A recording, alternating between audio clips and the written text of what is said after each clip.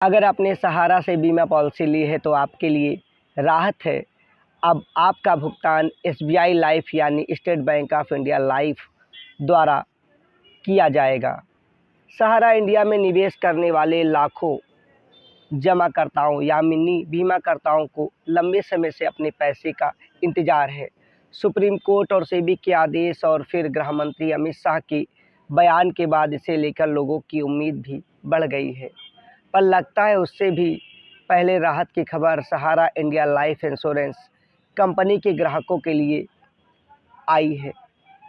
इनकी बीमा पॉलिसी अब एसबीआई लाइफ इंश्योरेंस में ट्रांसफ़र होने जा रही है।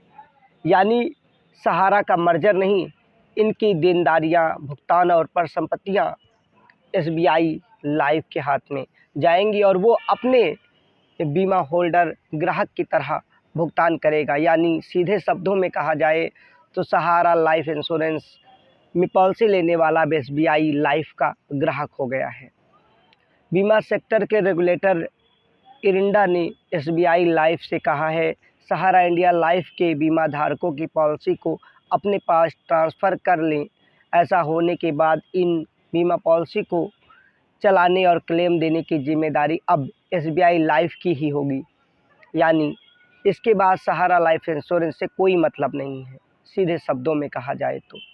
निर्देश के मुताबिक संकट का सामना कर रहा सहारा समूह को Sahara India life insurance corporation limited को 2004 में बीमा के लिए लाइसेंस मिला था। इस सेक्टर की सभी एसेट्स एसबीआई लाइफ को ट्रांसफ़र होंगी, केवल बीमा सेक्टर की, याद रखिएगा। इसी के साथ कंपनी की देनदारियों की जिम्मेदारी भी एसबीआई लाइफ इंश्योरेंस की ही होंगी। यानी इन 2 लाख पॉलिसी क्लेम नियम और शर्तों के मुताबिक एसबीआई लाइफ भुगतान करेगा। सहारा इंडिया लाइफ इंश्योरेंस ने साल 2004 में बीमा सेक्टर में अपना लाइसेंस प्रमाण पत्र लेते ही कदम रखा। कंपनी के उस समय बहुत अच्छी ग्रोथ के साथ ग्राहक बने। धीरे धीरे हर कंपनी में ढलान उचान होती है, इसी तरह सहारा के साथ हुआ।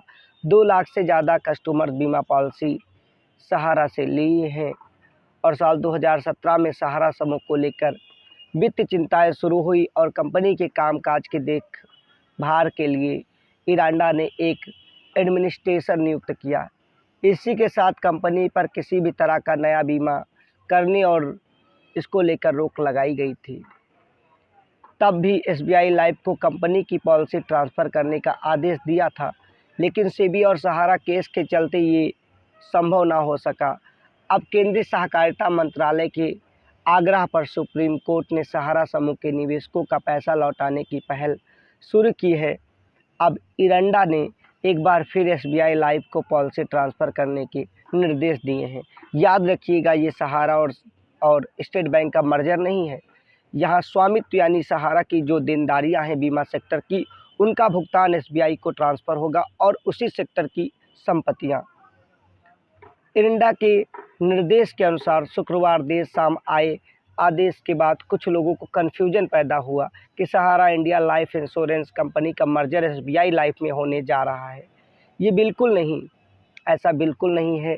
केवल परिसंपत्तियों का और देनदारियों का मर्जर हो रहा है। यानी सहारा इंडिया लाइफ इंश्योरेंस की जितनी देनदारी है अब वो एसबीआई लाइफ की हो गई है। कंपनी के पास सहारा इंडिया लाइफ की सिर्फ बीमा पॉलिसी ट्रांसफ़र होंगी, ना कि उसका मर्जर होगा। एसबीआई लाइफ ने सहारा इंडिया की बीमा पॉलिसी के ट्रांसफ़र का काम यानी प्रक्रिया शुरू कर दी है और साथ में हेल्पलाइन नंबर भी जारी किया है, जो कि आपको वीडियो के नीचे मिल जाएगा। अगर आप नोट करना चाहते हैं तो नोट कर लें, 1800267990 यानी 1800267990। अगर आप ईमेल के माध्यम से संपर्क करना चाहते हैं तो sahara@sbilife.co.in पर जाके आप संपर्क कर सकते हैं और अपनी समस्याएं बता सकते हैं, जिसका निवारण हो जाएगा। यानी अगर आप सहारा बीमा सेक्टर के किसी भी क्लेम, किसी भुगतान, देनदारी या आपका पैसा कहीं फंसा हुआ है सहारा के सेक्टर में, तो आप बेझिझक होकर फ़ोन नंबर पर या मेल पर संपर्क करें। आपकी मदद करते हुए आपका सहारा लाइफ इंश्योरेंस से पैसा एसबीआई देगी। ये खबर सहारा के निवेशकों के लिए थी जिन्होंने बीमा लिया था, जिन्होंने चिट फंड यानी सहारा रियल एस्टेट और सहारा हाउसिंग कॉर्पोरेशन में निवेश किया था।